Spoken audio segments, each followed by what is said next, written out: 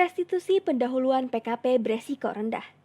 Adil bagi pengusaha, adil bagi negara.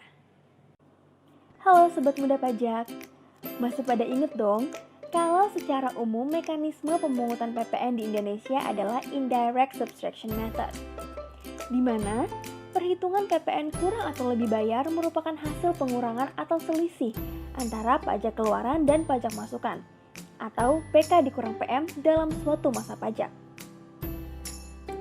Jika pajak keluaran lebih besar dari pajak masukan, selisihnya merupakan PPN kurang bayar yang harus disetor oleh pengusaha kena pajak atau PKP. Contoh, jika dalam masa pajak Maret 2020 PT Alana melakukan penyerahan BKP dan atau JKP sebesar 5 miliar rupiah, pembelian JKP dan atau pemanfaatan JKP sebesar 4,5 miliar rupiah, maka perhitungan PPN kurang atau lebih bayarnya adalah sebagai berikut. Atas PPN kurang bayar atau setor sebesar 50 juta rupiah tersebut harus disetorkan ke kas negara oleh PT Alana paling lambat akhir bulan April tahun 2020. Sebaliknya, jika pajak masukan lebih besar dari pajak keluaran, selisihnya merupakan kelebihan pajak atau PPN lebih bayar. Contohnya sebagai berikut. Jika dalam masa pajak Agustus 2020, PT Alana melakukan penyerahan BKP dan atau JKP sebesar 3 miliar rupiah dan pembelian BKP dan atau pemanfaatan JKP sebesar 4 miliar rupiah, maka perhitungan PPN kurang atau lebih bayarnya adalah sebagai berikut. Atas PPN lebih bayar sebesar 100 juta rupiah tersebut, jika mengacu pada Undang-Undang PPN yang lama, yakni Undang-Undang Nomor 18 Tahun 2000 dan sebelumnya, PT Alana bebas untuk memilih apakah mengajukan restitusi atau kompensasi ke masa pajak berikutnya. Akan tetapi, jika mengacu pada Undang-Undang PPN yang baru, yakni Undang-Undang Nomor 42 Tahun 2009, PT Alana tidak lagi memiliki opsi untuk mengajukan restitusi, melainkan hanya kompensasi ke masa pajak berikutnya.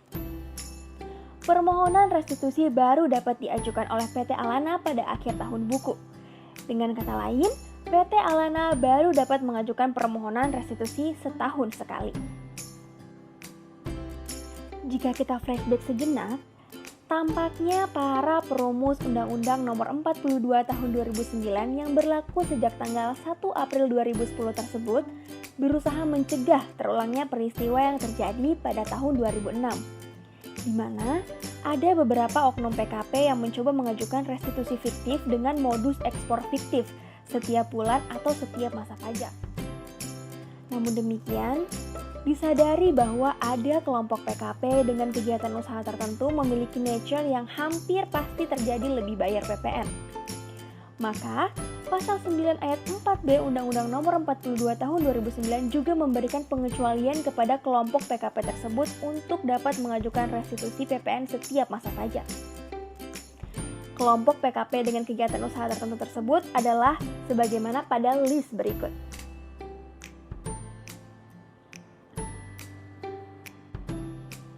Selain restitusi yang dapat diajukan setiap masa pajak, untuk PKP kegiatan usaha tertentu pada huruf A sampai dengan huruf E pada list tersebut yang memenuhi kualifikasi sebagai PKP beresiko rendah juga berhak untuk mendapatkan privilege berupa pengembalian atau restitusi pendahuluan. Coba deh Sobat Muda bayangkan, berdasarkan pasal 17B Undang-Undang KUP, secara umum jangka waktu penyelesaian permohonan restitusi adalah paling lama 12 bulan. Akan tetapi, berdasarkan pasal 17C Undang-Undang KUP, bagi PKP berisiko rendah, jangka waktunya paling lama hanya 1 bulan sejak permohonan diterima lengkap loh. Di samping itu, proses juga hanya melalui sebuah penelitian saja, bukan pemeriksaan sebagaimana permohonan restitusi pada umumnya. Lantas, siapa saja PKP yang termasuk sebagai PKP berisiko rendah?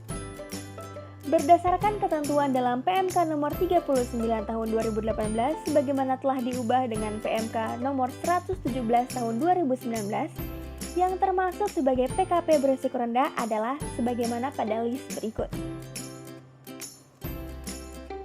Untuk dapat ditetapkan sebagai PKP berisiko rendah, PKP harus mengajukan permohonan ke KPP tempat PKP dikukuhkan. Sebagai catatan, khusus di masa pandemi COVID-19 ini, yakni masa pajak April sampai dengan Desember 2020, melalui PMK nomor 44 tahun 2020, PMK nomor 86 tahun 2020, dan PMK nomor 110 tahun 2020, pemerintah telah menambahkan klasifikasi baru PKP berisiko rendah yang berhak mendapatkan pengembalian pendahuluan di setiap masa pajak, yakni PKP dengan nilai lebih bayar paling tinggi 5 miliar yang memiliki klasifikasi lapangan usaha tertentu, telah ditetapkan sebagai pengusaha KITE atau telah mendapatkan izin penyelenggara kawasan berikat, izin pengusaha kawasan berikat, atau izin PDKB. Untuk dapat ditetapkan sebagai PKP berisiko rendah, PKP tidak perlu mengajukan permohonan ke KPP. Sobat Muda Pajak, dari apa yang telah dikemukakan di atas, dapatlah kiranya kita tarik kesimpulan sebagai berikut. Di satu sisi, adanya ketentuan yang memberikan opsi restitusi atau pengembalian pendahuluan setiap bulan atau setiap masa pajak, menyeratkan upaya negara atau pemerintah untuk menciptakan nuansa keadilan atau fairness bagi PKP.